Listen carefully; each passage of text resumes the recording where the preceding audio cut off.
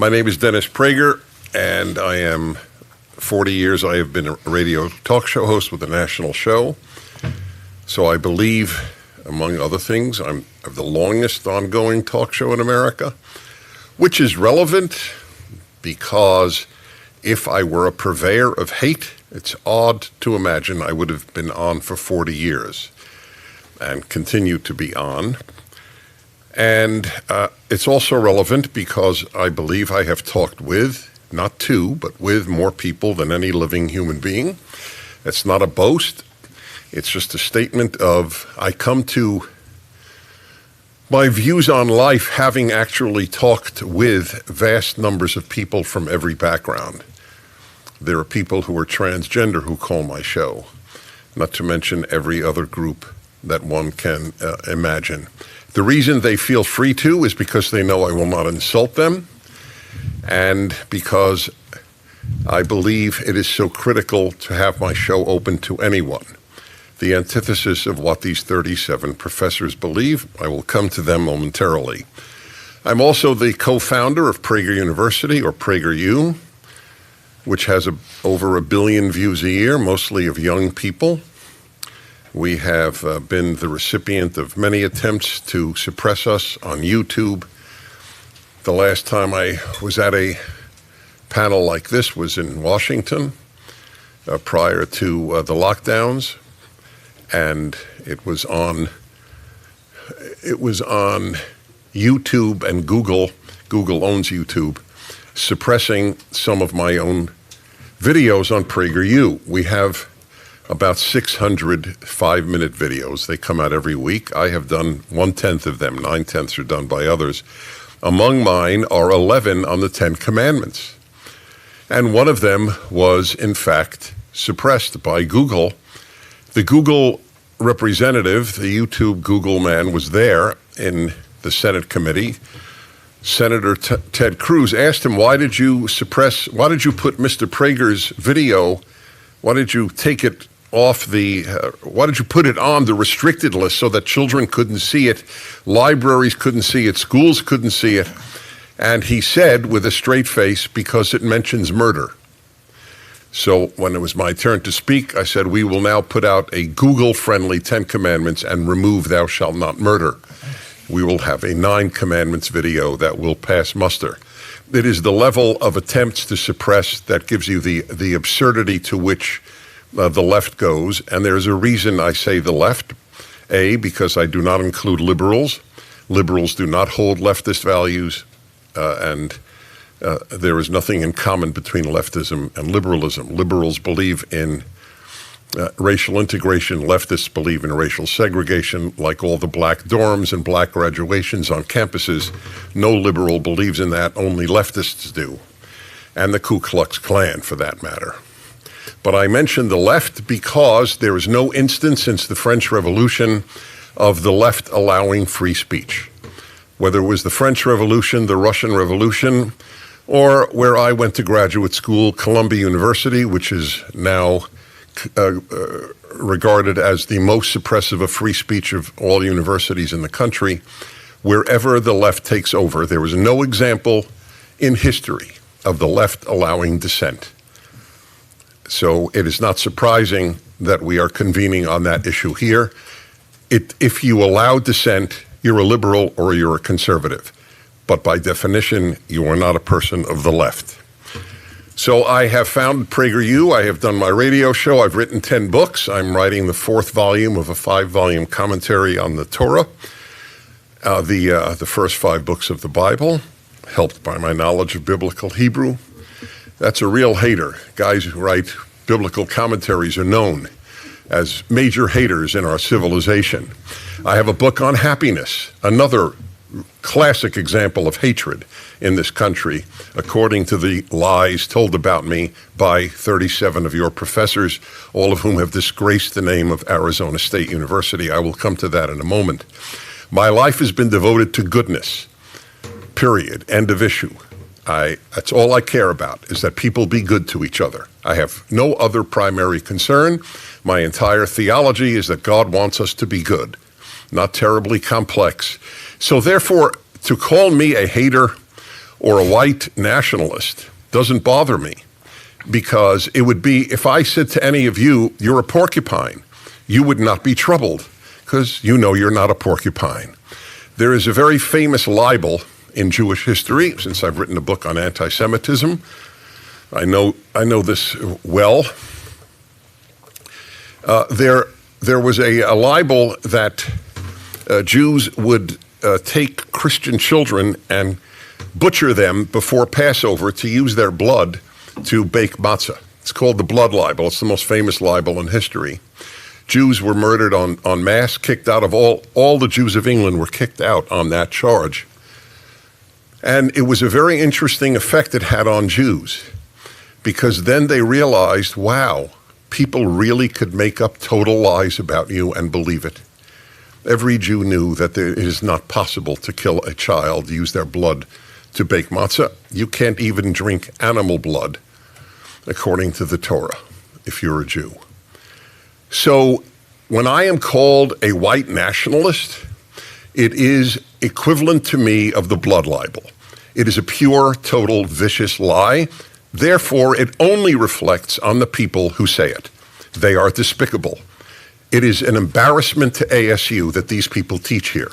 My Tuesday column came out today, and it is about the ASU issue.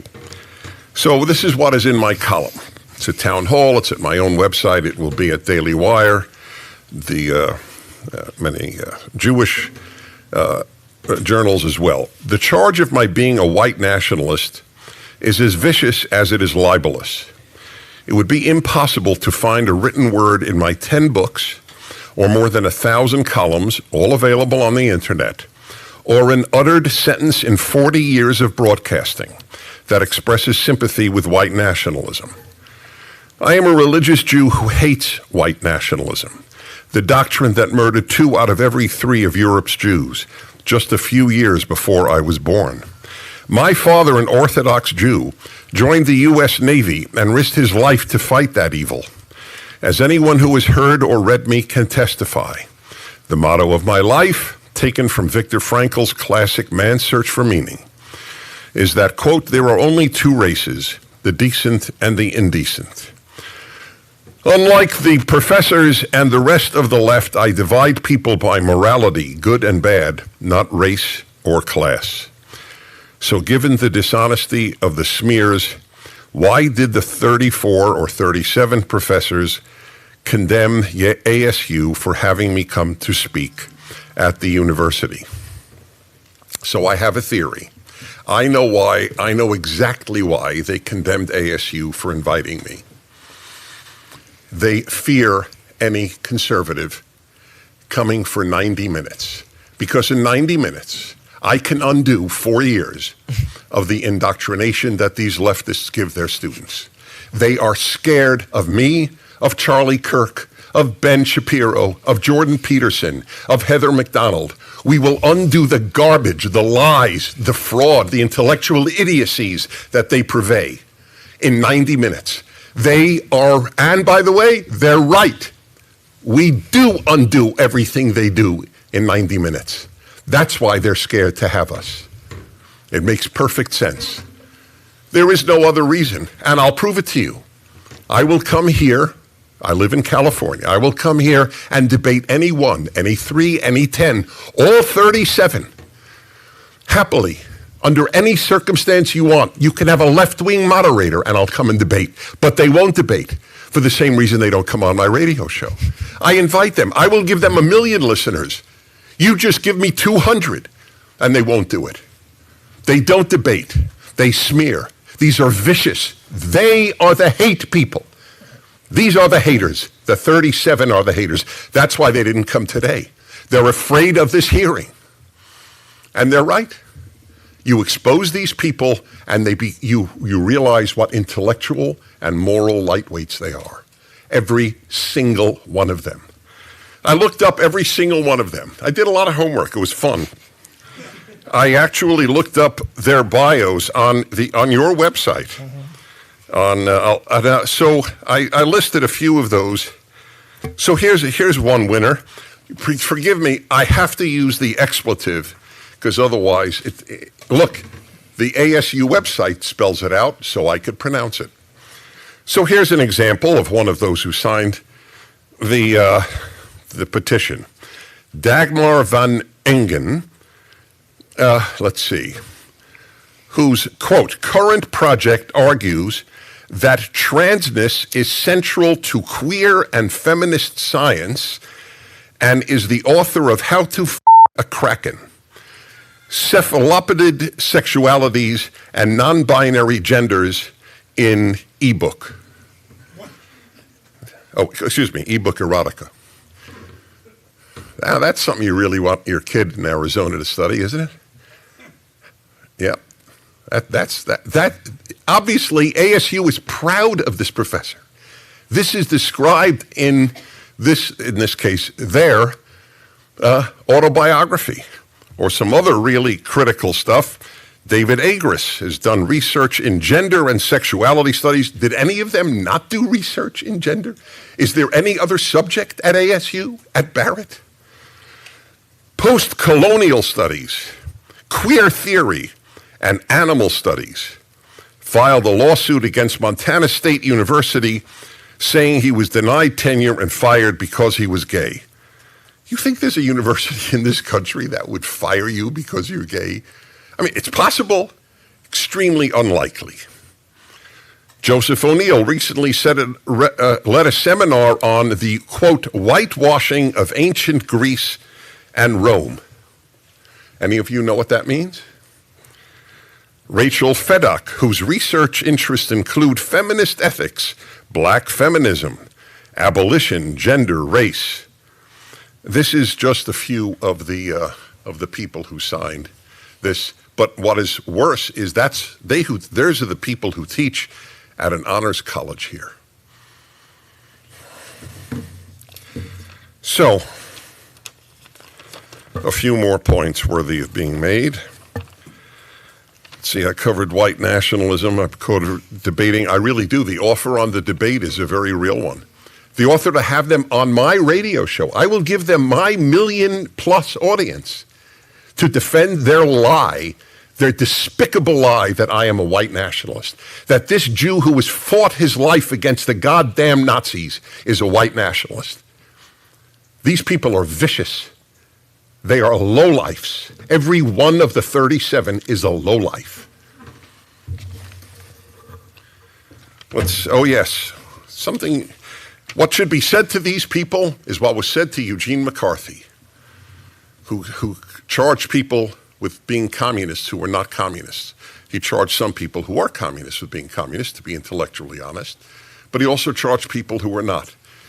And you know how it ended? Somebody looked at him in the Senate and said, "Have you no shame, sir?" Will anybody at ASU say to these 37, "Have you no shame, sir"? Will one of the deans, will one of the, God knows, 1,000 in administration, one say, "Have you no shame"? Will anyone here say that? That's cowardice if you don't say that. But cowardice is the human norm. That's why there's so much evil in the world, because cowardice is the human norm. You know what else they do? They cheapen the fight against real racism. If I am a Nazi, then you can't fight Nazis. You've just cheapened the fight against real Nazis. That's why I hate these people. They have cheapened the fight against real Nazism. They're the haters, for the record. The Democrats sent out a tweet about you, sir. What was that tweet again? Let me read it for you, sir. Which ones, House or Senate? No, on the free speech issue, that they said it was despicable. That you said hate speech is free speech? Yeah, hate speech is free. This is from the Arizona Senate Democrats. Hate speech is free speech, in my opinion. State Senator Anthony Kern, chairing the Joint Legislative Ad Hoc Committee on Freedom of Expression at Arizona's public universities. Absolutely despicable. Hashtag AZLeg. Right. They do. So they admit it. Now you know when I said the left has never allowed dissent. They admit it. It is despicable to say hate speech is free speech. A few weeks ago, real Nazis with a real swastika were in front of a Georgia synagogue. The Georgia police said they have free speech to do that, and I agree. And I lost relatives in the Holocaust. In the United States of America, you can march with a swastika. Because if they can't march, where will you draw the line? And then no line is drawn. That's why.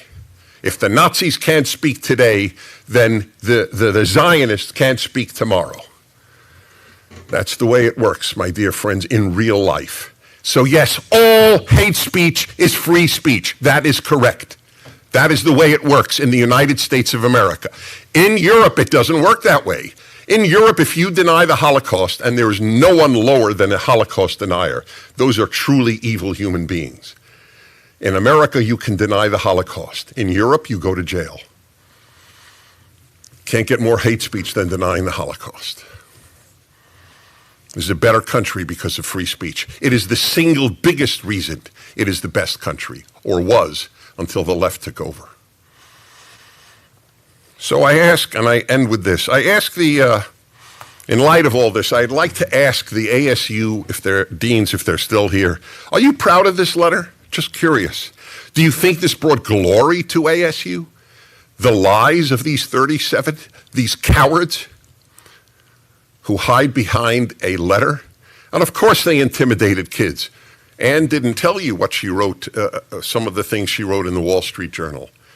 Kids said to her, I'll come, but make sure that the cameras don't show that I was here. Are you proud of that happening at ASU? Kids are afraid to show up at a lecture? You know what Charlie Kirk, the big hater, you know what he talked about? You know what he devoted his whole half hour to? Why he observes the Sabbath, though he is a Christian. His entire talk, the big hater, Charlie Kirk, his whole talk was, you know what? I decided I'm not going to use my cell phone 24 hours a week. And as a Christian, he does it from Friday night to Saturday night, as I, a Jew, do. That's a real hate talk, isn't it? Can't get more hateful than that. Why is ASU not embarrassed by this letter? That's the question. Thank you. Thank you, Mr. President. I appreciate your testimony, and I will be the first, and I'm sure some of the members, not all but some, will be with me in stating to the 37 faculty members, is there no shame? Thank you. Is there no shame, ASU? Is there no shame, 37 faculty members? I'm not embarrassed. I mean, this has been going on for a while. But I will fight tooth and nail for your rights and everybody's right in this room to speak what they need to speak and to educate our children the right way. So does any of the members have any questions for Mr. Prager? Go ahead. Sure. Mr. Chairman, Mr. Prager, thank you for being here today. You had mentioned, the haters. Why, if leftists think that we're so wrong, won't other people think it too if they just get exposed to it? Why would they try to prevent us from going? I said they're afraid of us. They're not afraid because we're bad. The bad hate the good, and they hate us because we're better. But even if they don't, if you don't accept that view, why won't they debate us? If I am an anti-intellectual white nationalist, wouldn't it be a service to ASU and to the country to take me down? I got a giant website and a giant radio show. I was the #1 Amazon seller when #2, in the country, when my last or the first of my Bible books came out. Wouldn't it be one of the great services that any of these people could offer to the country to take me down intellectually? They can't, and they know it. They stand for nothing. These people are empty. How to a Kraken? ASU is proud of that as a book written by one of the people at the Honors College? Thank you. Thank you, sir. Any questions at all? I have a couple, sir, if you don't mind. So you were at the event. ASU has said, well, we let the event go on, which in their mind is free speech. What were your observations at that event?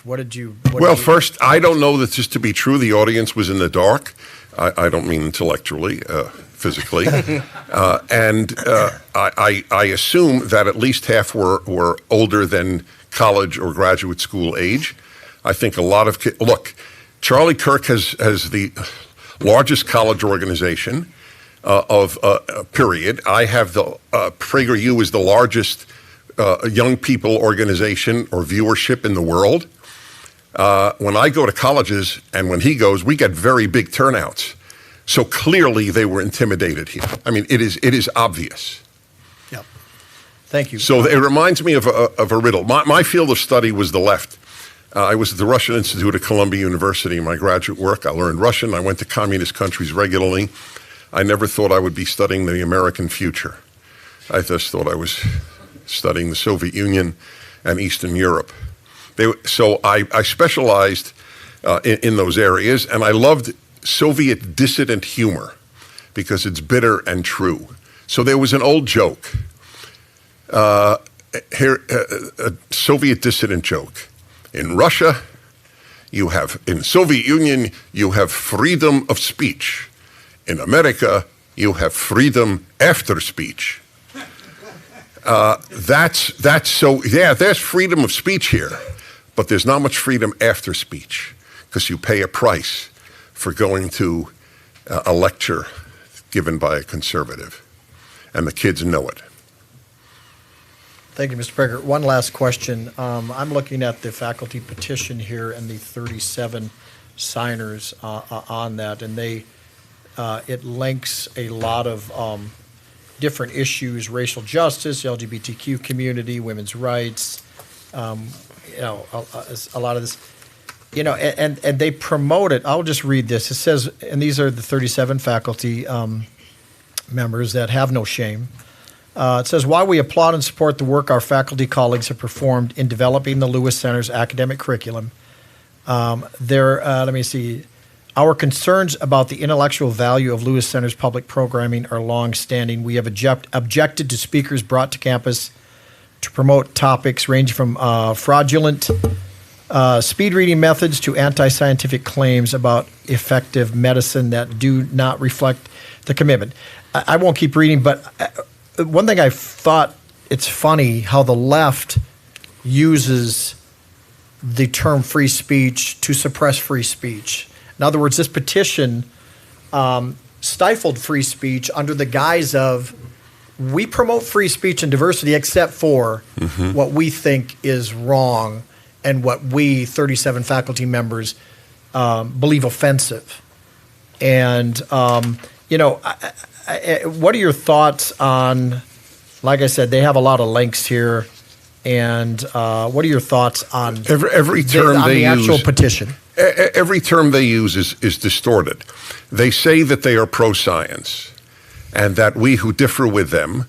So, for example, if we said it is not good for children to be out of school, we were called anti-science by every teachers union in every major city in this country, by the entire left.